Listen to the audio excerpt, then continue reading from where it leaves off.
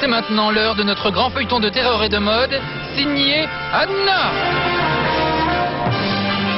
Quoi de neuf dans la vie d'Anna Wintour, la rédactrice en chef du Vogue américain, la femme la plus puissante du monde? Cette semaine incroyable, Anna montrait ses bras nus au premier rang. Encore plus fou, celle que ses collègues appellent la reine de glace souriait. Quel odieux complot avait-elle encore ourdi? Elle riait même.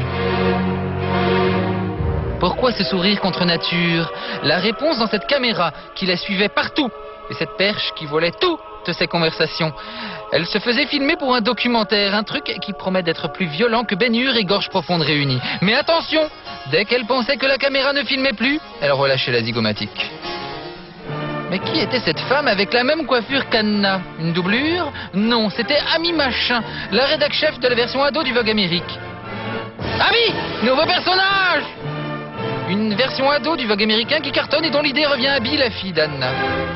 You know, Anna was inspired by Bee when Bee's in college now, but when Bee was in high school, Anna realized there wasn't a good quality magazine for a girl who loved fashion because all the other teen books in America were about boys, relationships, embarrassing moments, humiliation, that kind of thing. Anna qui continue d'étendre son empire puisqu'après l'édition masculine du Vogue américain avec page 184, un très bel article sur les coffres-forts, elle lance Vogue Living, soit un magazine d'intérieur atrocement chic dont le rédacteur en chef est Amish Bowles que les spécialistes auront repéré dans la scène de la fête dans Marie-Antoinette.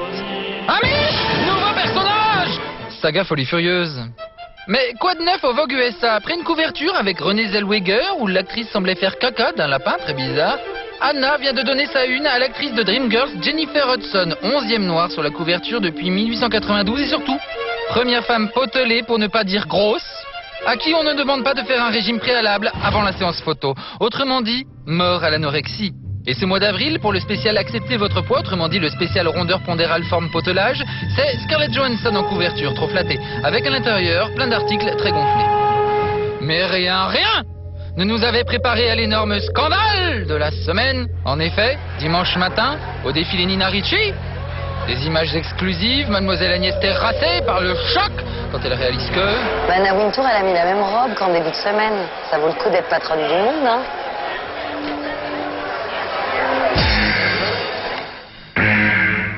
En effet, des images qui ne mentent pas, que le scandale éclate.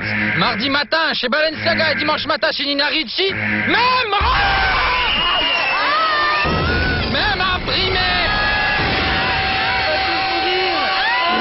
Même collier, même lunettes, même gilet. Démission!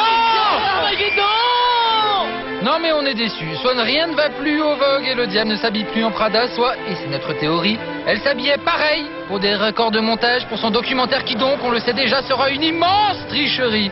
Ils ne l'ont pas encore fait mais on demande déjà à être remboursé. À bientôt pour la suite de notre feuilleton de terreur et de mode et si...